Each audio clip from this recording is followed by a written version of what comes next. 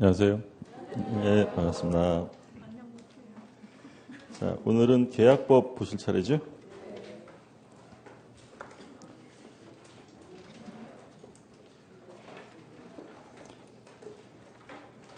(298쪽부터) 보시죠. 298쪽. 앞에 부분은 기초적인 내용들, 출제 비중은 좀 높지 않은 것들이죠. 약관까지 참고로 좀 보시면 되는데 1번부터 보죠. 옳은 것입니다. 1번. 쌍무계약에는 동시행의 항변권과 위험부담에 관한 규정이 적용된다. 그렇죠? 그래서 쌍무계약과 편무계약을 구별하는 실익은 쌍무계약은 대가가 있는 거죠. 그러니까 대가가 있으니까 서로 이행할 때 동시에 이행을 해야 되고, 그리고 대가에 대한 위험부담을 어떻게 할 것이냐라는 쌍무계약에서 나타나고요. 그럼 유상계약과 무상계약을 구별하는 실익. 유상계약은 대표적으로 뭐가 있었어요?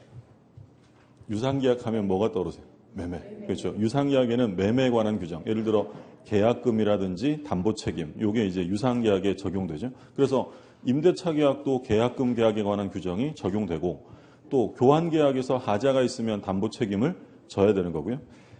그래서 1번이 옳은 지문이고, 2번. 사용대차는 쌍무계약의 일종이다. 사용대차는 쌍무가 아니라 편무죠.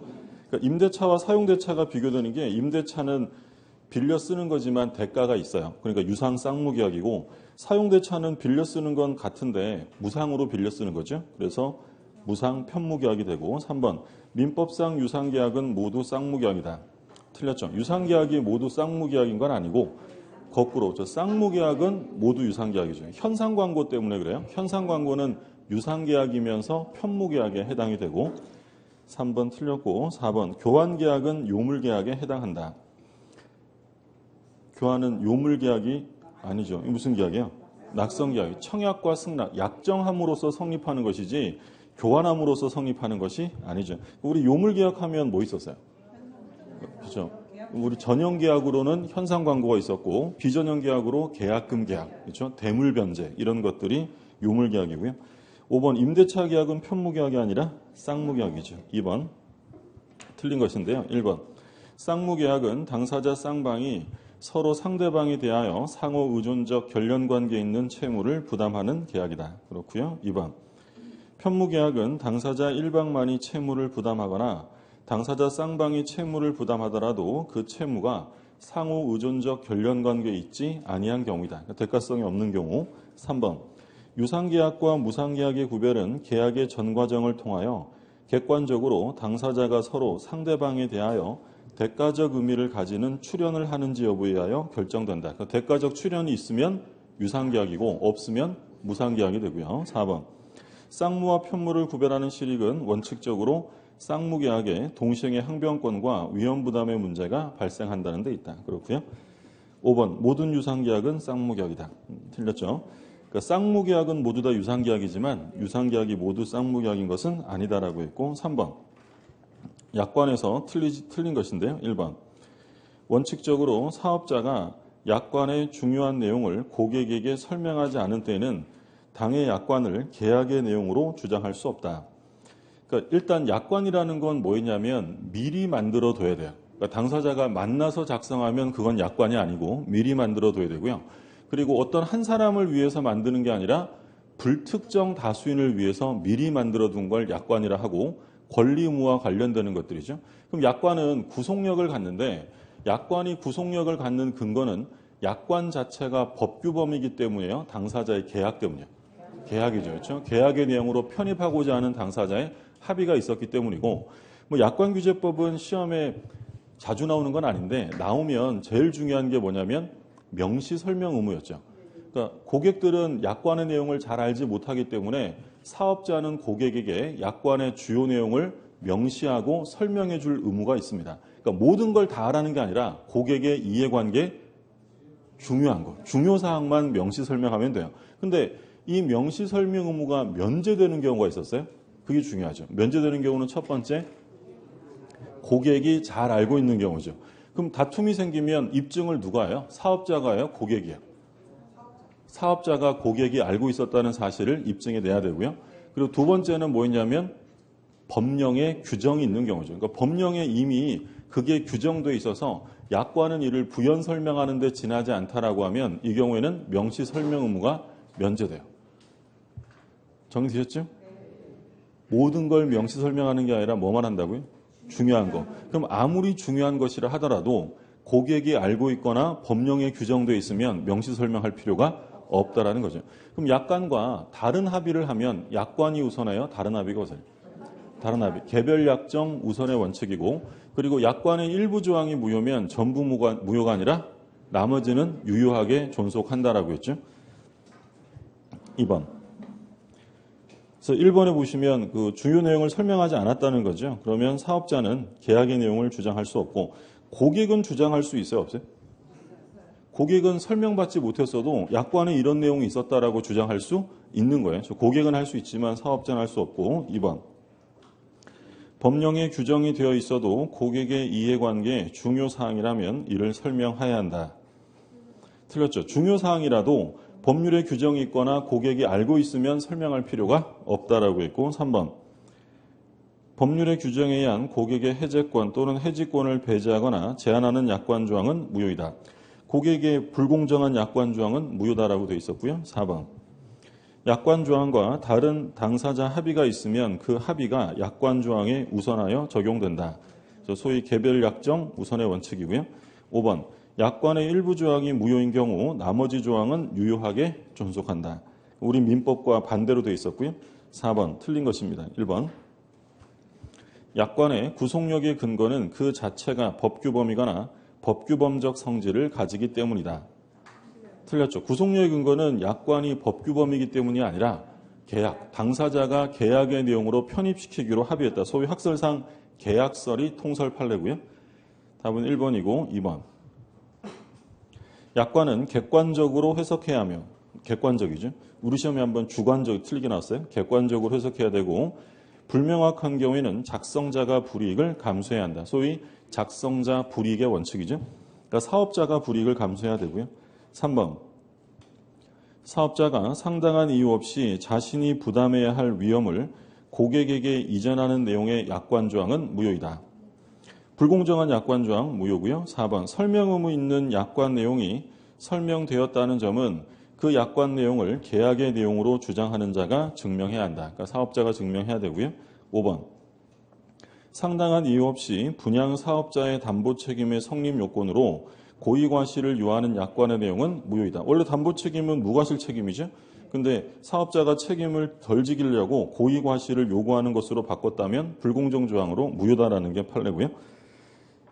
자, 그럼 기출문제 잠깐 보죠. 293쪽입니다.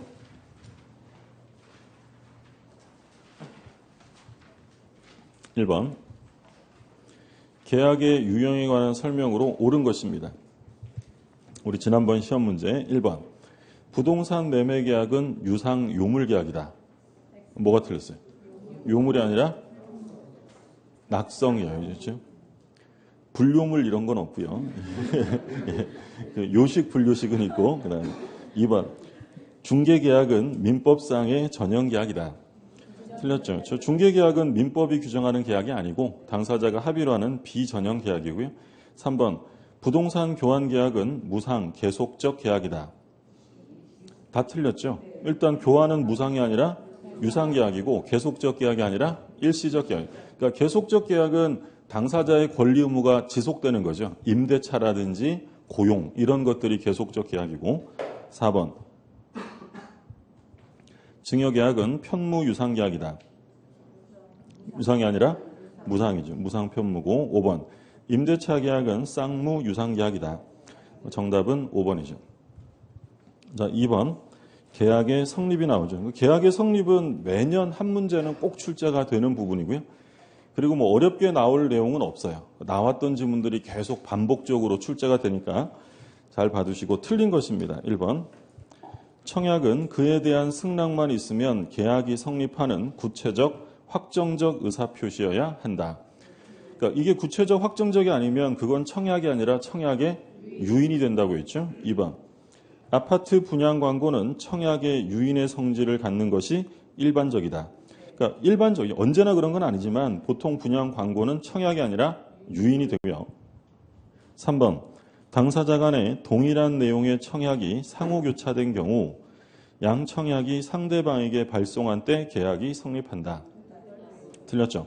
그러니까 3번은 소위 이제 우리가 교차 청약에 의한 계약의 성립이라고 봤는데 이 지문은 뭐 굉장히 많이 출제가 됐죠. 두 가지를 조심하시라고 했는데 교차 청약으로 계약이 성립하려면 교차된 청약의 내용은 동일해, 같아야 되고요. 그리고 언제 성립해요? 양 청약이 모두 도달, 발송이라고 했으니까 틀렸죠. 둘 다 도달돼야 되고요. 답은 3번이고 4번. 승낙자가 청약에 대하여 조건을 붙여 승낙한 때는 그 청약의 거절과 동시에 새로 청약한 것으로 본다. 그렇죠? 그러니까 지금 조건을 붙여 승낙했다. 바꿔서 말하면 변경을 가한 승낙이죠. 그러면 기존의 청약은 유지되어 효력이 상실되는 거예요. 상실되고 얘는 새로운 청약을 한 것으로 보죠. 그래서 우리가 새 청약으로 인정되는 게 두 가지 있었어요. 지금 나온 변경을 가한 승낙하고 그게 변경이죠. 그리고 연착된 승낙 두 개. 그렇죠? 많지 않았고 딱 두 개 있었어요. 변경을 가한 승낙하고 연착된 승낙. 이건 새 청약으로 봅니다. 그 다음에 5번. 청약자가 미리 정한 기간 내에 이 일을 하지 아니하면 승낙한 것으로 본다는 뜻을 청약 시에 표시하였더라도 이는 특별한 사정이 없는 한 상대방을 구속하지 않는다. 그러니까 이 5번 판례도 여러 차례 출제가 됐던 거죠. 내일까지 아무 말도 안 하면 계약은 성립됩니다. 라는 것은 상대방을 구속할 수 없는 거죠. 승낙이 있어야 계약이 성립할 수 있고요. 3번 계속 보죠. 틀린 것입니다. 1번. 계약을 합의 해지하기 위해서는 청약과 승낙이라는 서로 대립하는 의사표시가 합치되어야 한다. 합의 해지는 다른 말로 하면 해지 계약이죠. 합의 해제는 해제 계약인 것처럼 그럼 계약이니까 의사표시 두 개가 있어야 돼요. 청약과 승낙이 합치가 돼야 되고 2번. 당사자 사이에 동일 내용의 청약이 서로 교차된 경우 양 청약이 상대방에게 도달한 때 성립한다. 계속 나왔던 교차 청약이고요. 3번. 계약의 합의 해제에 관한 청약에 대하여 상대방이 조건을 붙여 승낙한 때는 그 청약은 효력을 잃는다. 그러니까 기존 청약은 실효되고 새 청약을 한 것으로 보는 것이고요. 다음 페이지에 4번. 청약자가 일정 기간 내 회답이 없으면 승낙한 것으로 본다고 표시한 경우 특별한 사정이 없으면 상대방은 이에 구속된다. 또 나왔죠? 4번 틀렸고 구속되지 않고요. 5번. 청약자의 의사표시나 관습에 의하여 승낙의 통지가 필요하지 않은 경우 계약은 승낙의 의사표시로 인정되는 사실이 있는 때 성립한다. 이거 우리 뭐라고 불렀어요? 그러니까 보통은 계약이 성립하려면 청약과 승낙이 합치돼야 돼요. 근데 이 고전적인 계약의 성립 방법 이외에 다른 방법으로 성립되는 경우가 두 가지 있었는데 그 첫 번째가 교차 청약이에요. 승낙이 없어도 동일 내용의 청약이 교차되면 성립을 인정해 주고요. 두 번째는 승낙이 없어도 승낙으로 볼 수 있는 사실이 있으면 돼요. 의사실현에 의한 계약의 성립이었죠. 우리 맨날 들었던 얘가 뭐예요? 유료 주차장에다가 차를 갖다 대는 순간 승낙의 의사표시가 없어도 계약이 성립돼요. 일정한 뭐가 있으면 성립한다고요? 사실이 있으면.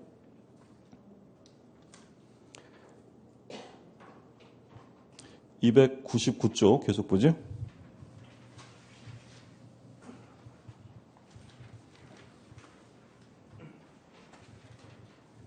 (299쪽에) 5번부터입니다. 5번. 계약의 청약에 관한 설명으로서 옳지 않은 것인데요. 1번. 청약의 상대방이 누구인가는 청약 속에 표시되어야 한다. 1번 틀렸죠. 청약은 불특정 다수인에게 할 수 있죠. 이것도 가장 많이 나왔던 지문 중에 하나인데 청약은 불특정 다수인에게 할 수 있지만 승낙은 반드시 특정인 청약자에게 해야 되고요. 2번.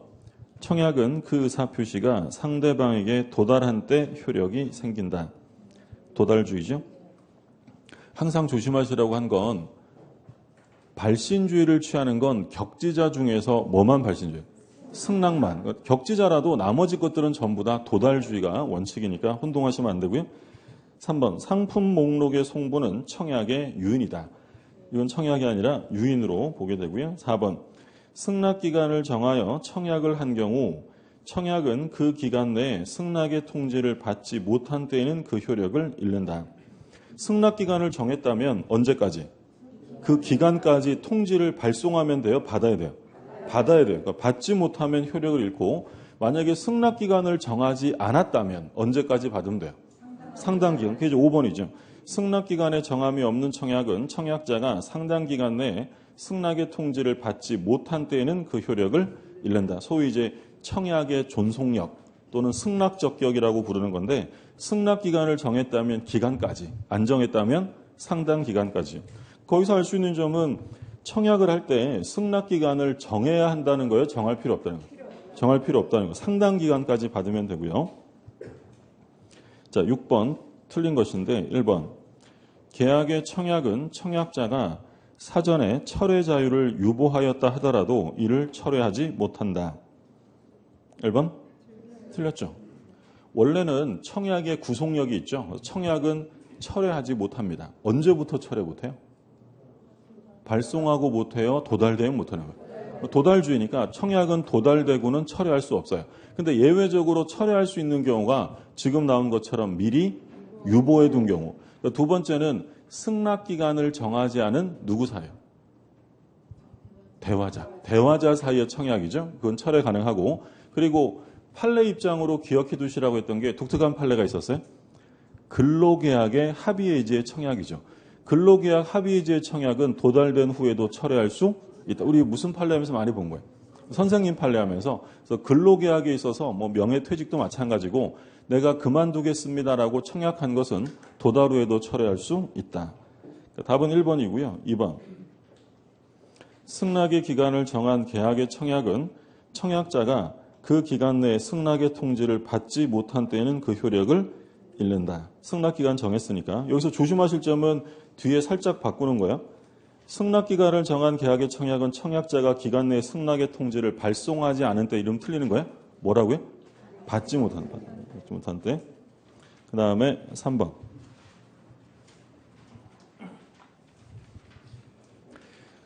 승낙의 기간을 정하지 않았다.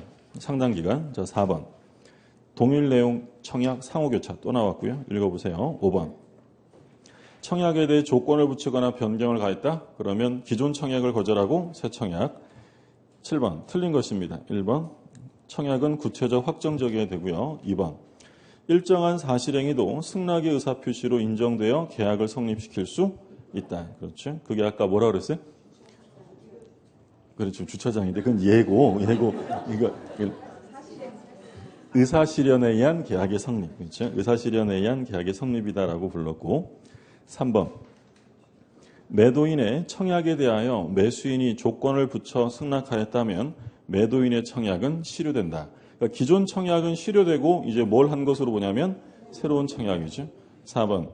근로자가 명예퇴직을 신청하였다면 이는 근로계약의 합의해지의 청약이 되고 그 후에는 근로자가 임의로 이러한 의사표시를 철회할 수 없다. 4번 틀렸죠. 그러니까 원래 도달하면 청약은 철회할 수 없는 거지만 근로계약의 합의해지의 청약은 철회할 수 있다라는 판례 있었고요. 5번. 승낙의 기간을 정한 계약의 청약에 대해 승낙의 통지가 그 기간 후에 도달하였다면 원칙적으로 청약은 그 효력을 잃는다. 승낙 기간을 정했다면 언제까지? 기간까지 도달돼야 한다고 했죠. 8번. 갑이 을에게 물건을 매도하겠다는 뜻과 승낙의 기간을 10월 30일로 하는 내용의 서면을 발송하여 을에게 도달하였다. 그러니까 승낙 기간을 정했어요. 10월 30일입니다. 옳은 것은 1번. 갑이 10월 30일까지 승낙 여부에 회답이 없으면 계약은 체결한 것으로 본다라는 내용을 붙여 청약을 한 경우에 을이 승낙 기간 내에 회답을 바라지 않아도 계약은 성립한다. 아까 나왔던 얘기죠. 이건 상대방을 구속할 수 없습니다. 1번 틀렸고 2번. 10월 29일에 발송한 을의 승낙 통지가 10월 31일에 도달한 경우 갑이 승낙을 하여도 계약은 성립하지 않는다. 2번은 뭘 얘기하는 거예요? 승낙 기간을 10월 30일로 정했는데 31일에 들어갔죠. 그럼 이건 뭐예요? 연착된 승낙이에요. 연착된 승낙은 뭘로 인정돼요? 새 청약이죠. 그러면 갑이 뭐만 하면 되는 거예요? 승낙만 하면 계약은 성립이 되죠. 다시 청약할 필요는 없고. 2번 틀렸고요. 3번 을이 10월 25일에 승낙 통지를 발송하여 10월 27일에 도달한 경우 계약은 10월 27일에 성립한다. 그러니까 3번은 뭘 말하는 거냐면 일단 승낙 기간 안에 들어갔어요. 그럼 이제 계약은 인정이 되는 거죠. 그럼 며칠 날 성립된 거예요? 25일 날. 일단 승낙 기간 안에 들어가면 계약이 성립되는 시점은 승낙서를 발송한 때 발신주에 따라서 25일에 성립한다라고 해야죠. 틀렸고 4번 을이 10월 20일에 승낙 통지를 발송하여 10월 31일에 도달한 경우 자 그럼 이건 통상적인 연착이 아니라 비통상적이죠. 보통이면 기간 내에 도달될 수 있었는데 특별한 사정이 생기는 바람에 이렇게 열흘이 넘었어요. 그럼 이 경우에 그 계약을 원하지 않으면 뭘 해줘야 돼요? 연착의 통지를 해줘야 되고 만약에 연착의 통지를 해주지 않았다면 계약은 정상적으로 성립돼요. 그럼 계속 보세요. 갑이 편지의 소인을 확인하고 승낙기간 내에 도달될 수 있었던 발송임을 알고도 이를 을에게 알리지 않은 경우요. 그러면 을의 승낙은 승낙기간 내에 도달한 것으로 본다. 4번은 옳은 지문이죠. 정답이고. 그러니까 이 연착의 통지는 아무 때나 해주라는 게 아니라 지금 나온 것처럼 통상적이면 도달이 되었을 그때에는 연착된 경우에는 통지해줘야 한다는 거고요. 무슨 말인지 드셨어요? 그러니까 만약에 동그라미 2번에서 29일에 발송해서 31일에 도달, 이게 연착이죠. 그럼 이 경우에는 연착의 통지해야 돼요? 안 해도 돼요?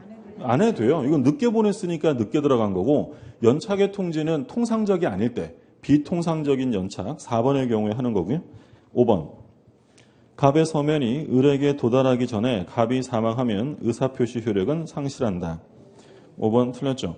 이건 뭐 우리 민총에서 많이 본 것처럼 청약자가 의사표시를 발송한 이후에 사망하거나 제한 능력자가 되어도 영향을 미치지 않는다라고 했죠.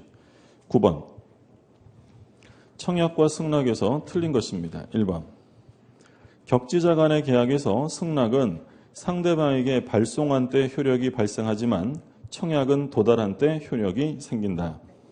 격지자 간의 발신주의를 취하는 건 승낙만이고요. 2번 청약자가 청약을 할 때에는 청약과 동시에 승낙 기간을 정하여야 한다. 정할 필요 없어요. 안 정하면 언제까지 받으면 되는 거예요. 상당한 기간까지 받으면 되고요. 3번 청약은 구체적 확정적이어야 되고요. 4번 청약은 이를 철회하지 못합니다. 언제부터 못한다고요? 도달되면, 도달돼서 효력이 발생하면 철회할 수 없고 5번 교차 청약이 성립하기 위해서는 두 개의 청약이 서로 내용상 일치한다. 동일해야 되고요. 10번 틀린 것입니다. 1번 청약은 불특정 다수인에 대해서도 할 수 있지만 승낙은 특정의 청약자에 대하여 하여야 한다. 이건 비교해서 계속 출제되는 거죠. 청약은 불특정 다수에게 신문 광고를 낼 수도 있는 거고 근데 승낙은 반드시 청약자에게 해야 되고요. 2번 뭐 한번 읽어보세요. 네. 또 나왔고 3번 10만 원에 팔겠다는 A의 청약에 대해 B가 8만 원이면 사겠다고 하였는데 이에 대해서 A가 응하지 않자 B가 처음대로 10만 원에 사겠다고 한 경우 10만 원의 매매 계약이 체결된 것으로 된다. 3번은 틀렸죠. 그러니까 지금 A가 10만 원에 팔겠다고 그랬더니 B가 얼마에 산다는 거예요? 8만 원에 산다고 했더니 A가 싫다고 그랬더니 그럼 10만 원에 사겠다라고 했다는 거죠. A는 이미 마음이 상했고요. 예, 계약은 성립될 수 없습니다.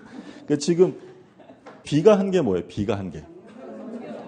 이건 변경을 가한 승낙이니까 새 청약을 한 거죠. 근데 A가 응하지 않았대요. 그러면 그 새 청약은 효력이 인정될 수 없죠. 근데 얘가 다시 그럼 내가 10만 원에 살게라고 뭐 한 거예요? 또 청약을 한 거예요. 그럼 10만 원의 계약이 성립하려면 A가 승낙을 해야 되는 거죠. 4번 서점에서 신간서적을 보내오면 그중에서 필요한 책을 사기로 하고서 보내온 책에 이름을 적는 경우 그때 매매계약이 성립한 것으로 된다. 4번은 뭐예요? 의사실현에 의한 계약의 성립을 말하는 거죠. 5번 연착된 승낙은 새로운 청약으로 보아 청약자는 이에 대하여 승낙함으로써 계약을 체결할 수 있다. 그렇죠. 연착된 승낙은 뭘로 보냐면 새 청약이죠. 그래서 계약의 성립 말씀드린 것처럼 꼭 한 문제가 나오니까 여기 나오는 건 반드시 맞힐 수 있도록 여러 번 좀 읽어두시면 되고요. 그 다음에 이제 나오는 게 계약 체결상 과실 책임이죠. 그러니까 이건 이제 우리가 많이 본 게 불능하면서 많이 봤죠. 불능은 원시적 불능이 있고 후발적 불능이 있죠. 뭐 이건 하도 많이 보셔가지고 제가 이제 뭘 쓸지 쫙 이게 펼쳐지죠. 원시적 불능은 무효죠. 무효. 후발적 불능은 유효하고. 그러면 원시적 불능은 무효가 되면서 어떤 문제가 발생하냐면 계약 체결상의 과실 책임의 문제가 발생이 되죠. 우리 민법 535조에 규정되어 있고요. 그럼 이 계약 체결상 과실 책임, 그러니까 원래 법률행위가 무효가 되면 서로 주고받은 것 부당이득 반환하고 끝내는 게 원칙이에요. 근데 우리 민법은 특별히 원시적 불능으로 무효인 경우에는 그냥 끝내는 게 아니라 신뢰익 배상 책임을 규정합니다. 근데 신뢰익 배상 책임을 지는 사람은 선의 무과실이라도 져야 돼요. 악의 또는 과실이 있을 때 져요. 그렇죠. 악의 또는 과실. 원시적 불능임을 알았거나 알 수 있는데도 거래를 했다. 근데 문제는 상대방은 전혀 몰랐어요. 선의 무과실이죠. 이런 경우에는 신뢰이익을 배상해 주어야 합니다. 근데 신뢰이익을 배상하는데 무제한은 아니고 한도가 있었죠. 이행이익을 한도로 배상합니다. 이건 뭐 요건은 간단한 거지만 정확하게 기억을 해두셔야 한다고 했죠. 그러니까 신뢰이익을 배상받으려면 선의이기만 하면 돼요. 과실도 없어야 돼요. 선의 그리고 무과실까지 갖춰야 되고 배상 책임을 지는 사람, 만약에 매도인도 선의 무과실이었어요. 그럼 매도인도 선의 무과실이면 신뢰이익 배상해야 할 필요 없어요. 할 필요 없어요. 그러니까 만약에 질문에 계약 체결상 과실 책임은 무과실 책임이다라고 하면 틀려요. 무조건지라는 게 아니라 알았거나 알 수 있었을 때 신뢰이익을 배상하는데 한도액은 이행이익을 한도로 한다. 그러면 이 계약 체결상 과실 책임은 일부 불능에도 적용돼요? 전부 불능에만 적용돼요? 전부 불능에만 적용되고 만약에 전부 불능이 아니라 일부만 불능이다. 그러면 이 535조 계약 체결상 과실 책임은 적용되지 않고요. 그리고 일부가 불능이면 그 일부에 대한 부당이득 반환을 청구할 수 있느냐? 안 된다고 했죠. 이때는 뭐만 나와야 된다 그랬어요. 그렇죠. 이건 특별 규정으로 담보 책임이 정해져 있죠. 수량 부족, 일부 멸실 시에 대한 담보 책임에 관한 규정으로 뭐 대금 감액이나 해제 이런 걸 요구해야지 535조나 부당이득은 적용될 수 없다라고 했고요. 그리고 계약 체결상의 과실 책임은 다른 곳에는 확대 적용되지 않아요. 오로지 원시적 불능에만 적용한다고 했죠. 그래서 관련 판례로 본 게 뭐였냐면 계약 교섭 단계에서 일방의 부당 파기 사건이 있었죠. 그러니까 계약이 성립되진 않았는데 계약을 곧 체결할 것과 같은 상당한 신뢰를 부여한 상태에서 일방적으로 계약을 부당하게 깨뜨린 거죠. 만약에 정당한 파기면 할 말이 없는데 이때 부당 파기의 경우에 535조 계약 체결상 과실 책임을 확대 적용할 수 있느냐? 돼야 안 돼? 안 된다고 했고 그러면 채무불이행 돼야 안 돼? 안 돼. 이거 왜 안 된다 그랬어요? 그렇죠. 아직 계약이 성립하지 않았고 계약이 교섭되는 상태이기 때문에 계약상의 채권 채무 관계가 없으면 채무 불이행이 나올 수 없고요. 그럼 이때는 뭐만 나온다 그랬어요? 계약 관계가 아니면 불법행위죠. 불법행위 손해배상 청구고 신뢰손해. 계약이 성립될 것이라고 믿고 쓴 돈, 이 신뢰손해에 대한 배상을 해야 한다라고 했죠. 자, 그래서 우리 시험 범위 내에서 손해배상을 하는데 신뢰익, 신뢰손해는 여기서 끝이에요. 둘은 같은 말이라고 생각하시면 되고 나머지는 손해배상하면 다 뭐만 나온다고요? 이행이익 배상을 원칙으로 합니다. 그러면 이번에는 후발적 불능이다. 계약은 유효해요. 그러면 후발적 불능이면 계약은 유효인데 그 다음에는 뭘 살펴보셔야 한다고 했어요? 그렇죠. 채무자의 잘못이 있느냐 없느냐. 채무자의 책임이 있는 경우와 없는 경우로 나누죠. 후발적 불능인데 그게 채무자의 귀책 사유가 있었다. 그러면 채무 불이행이에요. 채무 불이행으로 협의의 이행 불능이 되고요. 그러면 상대방은 계약을 뭐 할 수 있냐면 해제할 수 있죠. 그러면 해제하면 그 효과로서 원상회복. 이때 원상회복을 할 때 선악 구별해서 반환해요? 똑같이 반환해요? 똑같이. 우리 이제 무효 취소 시에는 선의 점유자가 과실을 취득할 수 있다 이런 말 했는데 계약의 해제 시에는 선이든 악이든 과실 취득 같은 거 못하고 전부 다 원상회복해야 돼요. 그러니까 돈 받은 사람도 뭘 붙여요? 이자. 받은 날로부터 이자를 가해야 되고 그리고 별도로 손해배상을 청구하는데 이 손해배상은 실내이익이에요? 이행이익이에요? 이행이익을 원칙으로 하죠. 물론 실내이익을 선택할 수는 있지만 이행이익 배상을 원칙으로 하고요. 그리고 계약을 해제하지 않고 이행에 가름한 손해배상, 전보배상을 요구할 수도 있다라고 했죠. 이때 전보배상, 손해배상을 요구할 때 그 발생 시가는 언제를 기준으로 한다고 했냐면 불능시. 이 그림 많이 봤죠. 갑이을하고 X부동산과 Y부동산을 교환하는 계약을 합니다. 근데 이 교환 계약은 유상 쌍무 계약이니까 서로 넘겨줄 때 어떻게 이행을 해야 돼요? 동시에. 근데 계약이 체결되기 전에 X부동산이 멸실된 상태예요. 그럼 이건 뭐예요? 원시적 불능으로 이 계약은 무효가 되는 거예요. 근데 일단 계약이 성립된 이후에 멸실되었다라고 하면 이 계약은 무조건 뭐라고 해야 돼요? 유효한 거예요. 후발적 불능인데 막 꼬드겨가지고 무효가 된다 이런 말 쓰면 다 틀리는 거예요. 후발적 불능은 일단 계약은 유효해요. 그 다음에 뭐 보셔야 한다고요? 얘 잘못이 있느냐. 만약에 얘 잘못이 없는데 멸실됐어요. 그럼 그건 뭐예요? 위험부담이고 따라서 갑오늘에게 반대급부를 청구하지 못하는 거예요. 근데 갑의 잘못으로 목적물이 멸실되었다면 그건 채무 불이행이에요. 그럼 을은 계약을 어떻게 할 수 있어요? 해제. 이때 해제할 때는 최고나 이행기, 이행 제공 필요 없죠. 즉시 계약을 해제할 수 있고.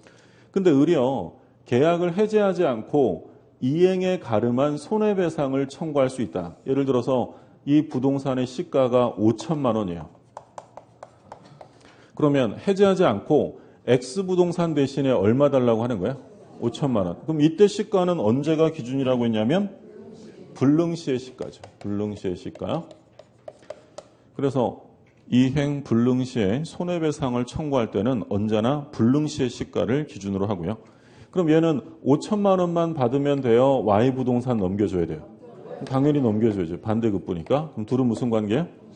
동시행관. 이게 동시행 항변권에서 여러 차례 출제가 됐죠. 그러니까 만약에 지문에 쌍무계약에서 일방의 채무가 불능이 되어 손해배상 책임으로 변화되면 동시행관계는 소멸한다. OX. 틀려요. 여전히 요 X부동산과 5천만 원은 동일성을 유지하면서 바뀐 거니까 둘은 여전히 무슨 관계냐면 동시행관계가 인정이 돼요. 근데 채무자의 잘못이 없으면 그건 위험부담이죠. 위험부담. 원칙은 누가 위험을 부담하냐면 채무자. 그럼 채무자가 부담을 한다는 건 채무자는 이행을 청구할 수 없다는 거예요. 그러면 채무자가 위험을 부담한다는 이 537조에 관한 규정은 강행 규정이에요? 임의 규정이에요? 이건 뭐 특약으로 달리 정할 수 있죠. 그래서 매매계약을 체결하면서 매수인에게 위험을 부담시키기로 특약을 했다. 얼마든지 가능한 거예요. 그런데 이제 예외적으로 채권자의 부담. 채권자가 부담한다는 건 채무자는 이행 청구할 수 있다는 건데 둘 중에 하나죠. 첫 번째는 수령 지체 중에 불능이 되거나 두 번째는 채권자의 책임. 그렇죠? 고의 또는 과실, 채권자의 귀책 사유가 있으면 채권자가 부담한다. 그러니까 계약 총론에서 앞부분에서 사례 문제로 나오는 가장 대표적인 형태죠. 그러니까 예를 들어서 갑이 을하고 X부동산의 매매 계약을 합니다. 그래서 계약금으로 1,000만 원을 줬고요. 근데 계약을 체결했는데 만약에 이게 원시적 불능이면 무효고 계약 체결상 과실 책임의 문제가 생기고요. 두 번째, 계약이 성립한 후에 인도전에 멸실되었다. 계약 성립 후에 인도전에 멸실되었다라고 하면 이 계약은 무효예요? 유효한 거예요? 유효한 거죠. 그러니까 이제 우리 시험에 예전에 2년 연속으로 뭐라고 출제했냐면 계약이 체결된 이후에 갑의 잘못 없이 목적물이 멸실되어 소유권 이전이 불능으로 확정되면 매매계약은 무효이다. 오해했어요? 틀렸죠? 그러니까 막 꼬드기려고 해봐야 일단 이건 원시적이 아니라 후발적 불능이니까 불능이 되었다 하더라도 이 계약은 유효한 거예요. 그러면 이제 뭘 살펴봐야 되냐면 갑의 잘못이 있는 점. 만약에 갑의 잘못이 있으면 그건 바로 채무불행. 을은 즉시 해지할 수 있고요. 근데 갑의 잘못 없이 예를 들어 자연재해로 불타버렸다. 또는 뭐 제3자가 방화를 했다. 그럼 얘 잘못이 없어요. 근데 일단 얘 잘못이 없어도 목적물이 멸실, 소실되었다면 소유권 이전은 어때요? 불능. 그러니까 을은 소유권을 달라고 할 수는 없습니다. 그러면 을은 즉시 계약을 해지할 수 있다. OX요? 이거 조심하시라고 했죠. 그러니까 지금 자연재해로 목적물이 소실되어 소유권 이전이 불능으로 확정되면 을은 최고를 요하지 않고 계약을 해지할 수 있다라고 하면 틀리다고 했죠. 왜 틀려요 이거? 자, 지금 해제라는 말을 썼어요. 해제는 언제 쓰는 말이에요? 채무불이행. 그럼 채무불이행이라는 건 채무자의 잘못이 있을 때 하는 거죠. 그럼 지금 이건 갑의 잘못이 전혀 아닌데 을은 갑에게 해제하고 손해배상 청구 있을 수 없어요. 그럼 이때는 해제의 문제가 아니라 무슨 문제가 생기는 거예요? 위험부담의 문제가 생기는 거죠. 그러면 갑은 을에게 남은 대금 달라고 대금 청구할 수 있어요? 없어요? 없죠. 누가 위험부담하는 거예요? 갑이. 채무자가 위험을. 그러니까 채무자라는 건 불능이 된 게 목적물의 인도잖아요. 인도 의무자가 채무자겠죠. 그러니까 채무자가 위험을 부담하기 때문에 대금을 달라고 할 수 없다. 그러니까 갑의 입장에서는 내 건물은 다 탔지만 돈은 한 푼도 받을 수 없어요. 그러면 이미 받아둔 계약금 있잖아요. 요거는 위로금이에요? 돌려줘야 한다 그랬어요. 위로금 아니라 그랬죠. 부당이득 반환해야 돼요. 이게 원칙이에요. 근데 만약에 을이 목적물을 인도받기로 한 날짜가 있었는데 안 받았어요. 그게 바로 수령지체죠. 그럼 이 수령지체 중에 불타버렸다면 그때는 누가 위험을 부담하는 거냐면 이때는 채권자가 하는 거죠. 만약에 약속한 날에 제때 받았으면 을 내지 불나는 게 맞는 거니까 이런 경우에는 대금 청구할 수 있고, 또 하나 을의 잘못이 있다. 매매 계약을 체결하고요. 을이 매매 목적물에 놀러가서 을이 불태워 먹었다고 했죠. 그럼 얘 잘못이니까 이때는 누가 위험을 부담해야 되냐면 채권자. 그래서 원칙은 채무자가 부담을 하는 건데 수령지체 중이거나 두 번째는 채권자의 책임이 있으면 그때는 채권자가 부담을 합니다. 그리고 일단 이 위험부담이라는 문제가 발생하거나 채무불이행의 문제가 발생하는 것은 원시적 불능에서도 발생하는 거예요? 후발적 불능이에요? 후발적. 원시적 불능에서 이런 말 안 나오는 거죠. 자, 문제를 좀 보죠.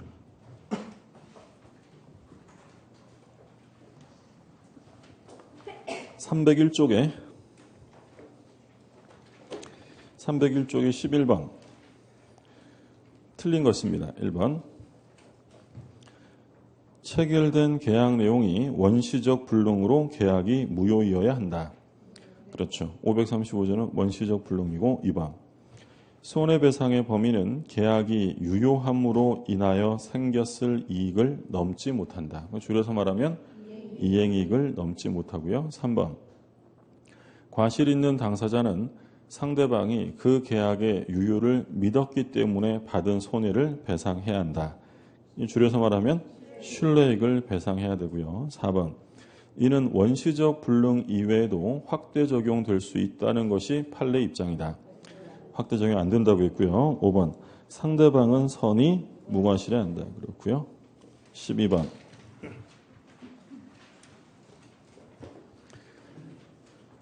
계약 체결상 과실 책임에서 틀린 것인데요. 1번 민법은 계약이 원시적 불능을 목적으로 하여 무효인 경우만을 규정하고 있다.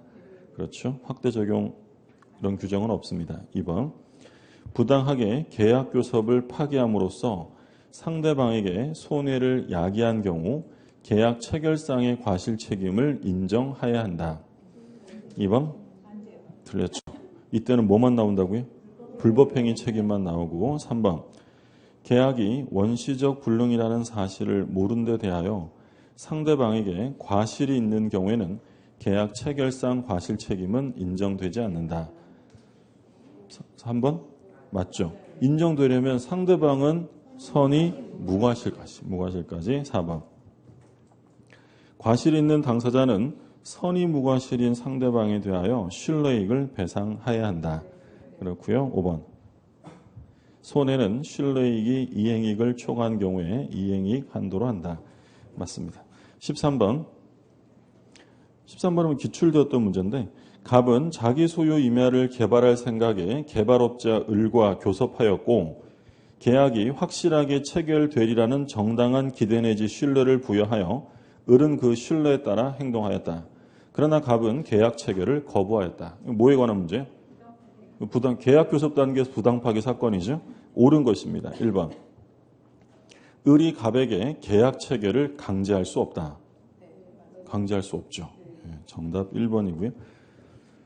볼 때마다 답이 좀 허무한, 당연히 강제할 수는 없어요. 2번 보죠. 계약이 체결되지 않았으므로 갑에게 법적 책임은 없다. 앞부분은 맞죠. 계약은 체결되지 않았지만 이런 경우에 불법행위 책임이 문제될 수 있습니다. 틀렸고. 3번. 계약 체결 거부로 손해를 입은 을에게 갑은 채무불이행 책임을 질 수 있다. 채무불이행은 나오면 안 되죠. 계약이 성립하지 않았으니까 불법행위고요. 4번. 계약 체결 거부 이유가 상당하더라도 신의 측에 비추어 갑은 을이 입은 손해를 배상해야 한다. 4번. 4번 중요한 말이 뭐예요? 상당하다는 거죠.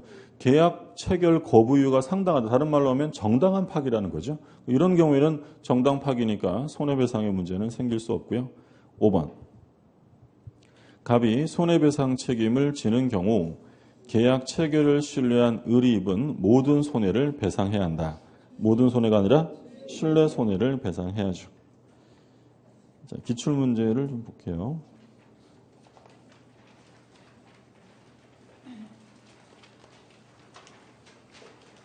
(294쪽에) 4번. 우리 민법상 계약 체결상 과실 책임에서 틀린 것입니다. 1번. 우리 민법은 원시적 불능의 경우에 대한 계약 체결상 과실 책임을 규정하고 있다. 그렇고요. 2번. 계약 체결상 과실을 이유로 한 신뢰익의 손해배상은 계약이 유효함으로 인하여 생길 이익액을 넘지 못한다. 3번. 계약 체결상 과실 책임은 원시적 불능을 알지 못한 데 대한 상대방의 선의를 요하나 무과실까지 요하지는 않는다. 틀렸죠. 선의뿐만 아니라 무과실까지 요구됩니다. 답은 3번이고 4번. 부동산 매매에 있어서 실제 면적이 계약 면적에 미달하는 경우 그 미달 부분이 원시적 불능임을 이유로 계약 체결상 과실 책임을 물을 수 없다. 4번 자주 나왔던 중요한 판례예요. 이건 지금 결국 실제 면적이 계약 면적에 미달한다. 이건 전부 불능이 아니라 일부 불능이에요. 그럼 이때는 뭐가 적용돼야 한다고요? 담보 책임. 그러니까 지금 계약 체결상 과실 책임 물을 수 없다. 맞고요. 또 부당이득 반환 책임을 물을 수 없어요. 뭐만 된다고요? 담보 책임만 나와야 돼요. 5번. 건축공사의 대가로서 임야 사용권을 부여하기로 약정하였으나 그 임야 사용권이 원시적 이행 불능이라면 계약 체결상 과실을 이유로 손해배상 책임이 인정된다. 원시적 불능이니까 계약 체결상 과실 책임 맞고요. 자, 오른쪽에 7번부터 보세요. 7번. 위험부담부터 볼게요. 7번.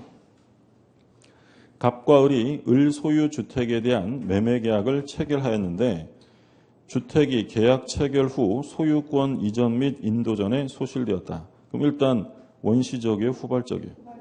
후발적이에요. 그럼 계약은 유효한 것이고 그 다음에 이제 채무자의 잘못이 있느냐 없느냐를 봐야죠. 자, 그럼 1번부터 보는데 일단 매도인이 누구죠? 매도인이 을이에요. 일단 그걸 확인하셔야 되고 1번. 갑거래 책임 없는 사유로 주택이 소실되었다. 자, 책임이 없대요. 그럼 이건 무슨 문제예요? 위험부담이죠. 위험부담이니까 을은 갑에게 대금 청구할 수 없고요. 2번. 갑거래 책임 없는 사유로 소실되었다. 위험부담이죠. 을이 계약금을 수령하였다면 갑은 그 반환을 청구할 수 있다. 계약금은 돌려줘야죠. 부당이득 반환이고. 3번. 갑의 과실로 주택이 소실되었다. 갑의 과실이면 누구 잘못이에요? 채권자 잘못이죠. 그러면 을은 갑에게 대금 청구할 수 있다. 그러니까 채권자의 잘못이거나 수령지체 중이면 청구할 수 있는 거고. 4번. 을의 과실로 소실되었다. 누구 잘못이에요? 채무자. 그러면 채무불이행이니까 뭐 할 수 있어요? 해제나 전보배상 나오겠죠. 계약을 해제할 수 있다. 5번. 갑의 수령지체. 자, 수령지체요. 그럼 대금 청구할 수 있어요, 없어요? 있죠. 마지막에 없다. 틀렸죠. 정답 5번이고. 자, 예상 문제 계속 봅니다. 어디 보시면 되냐면 306쪽이에요. 306쪽.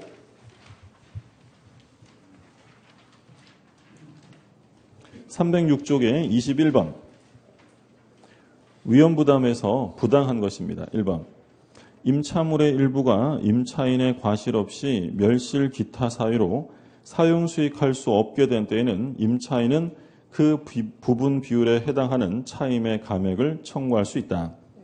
그러니까 일부 멸실로 인한 차임 감액 청구인데 두 가지를 조심하셔야 되는데요. 일단 임차인의 과실 없이죠. 임차인이 임차물을 일부 때려 부수고 이만큼 깎아줘라고 할 수는 없잖아요. 그러니까 임차인의 과실이 없어야 되고 두 번째는 감액을 청구할 수 있어요. 그러니까 당연 감액된다라고 하면 틀려요. 그러니까 오른쪽에 23번에 1번 보세요. 23번에 1번 보면 임대차 목적물의 일부가 임차인의 책임 없는 사유로 인하여 멸실한 때에는 그 멸실된 부분의 비율에 따른 차임은 당연히 감액된다. 이러면 틀려요. 당연 감액이 아니라 뭐 해야 한다고요? 감액 청구를 해야 감액이 돼요. 자, 2번 계속 보죠. 위험부담은 원칙적으로 후발적 불능의 경우에 성립되는 것이며 채무자 위험부담이 원칙이다. 그렇고요. 3번. 채권자가 채무자의 급부불능을 알지 못하고 자기의 반대급부를 이행했다. 예를 들어 계약금 같은 거 줬다. 그러면 채무자는 채권자에게 이것을 부당이득을 원인으로 반환해야 한다. 위로금 아니라고 했던 거고요. 4번.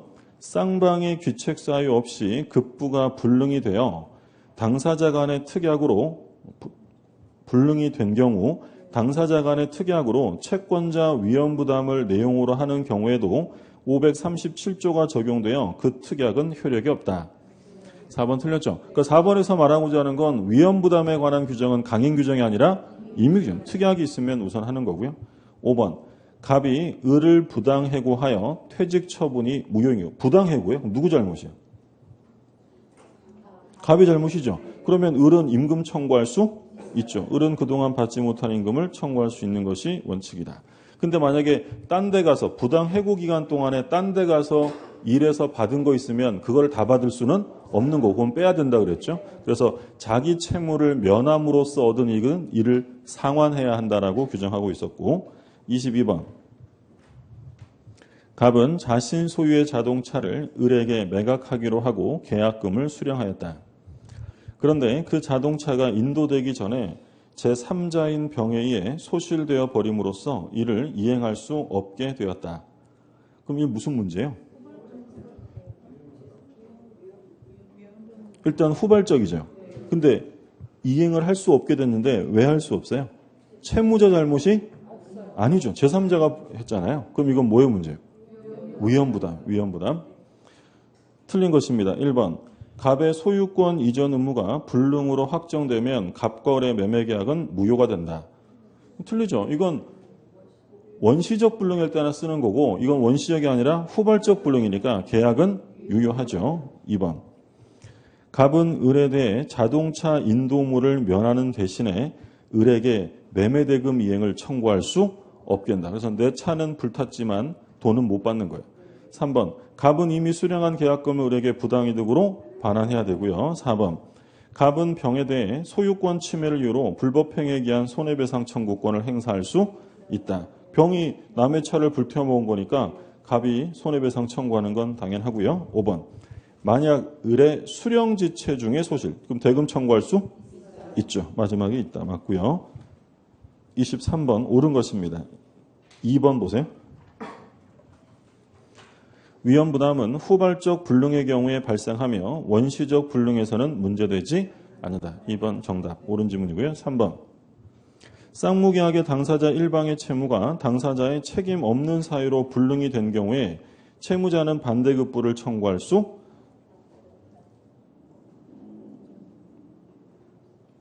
자, 누가 위험부담한다고요? 채무자. 그러니까 반대급부 청구할 수 없다라고 해야죠.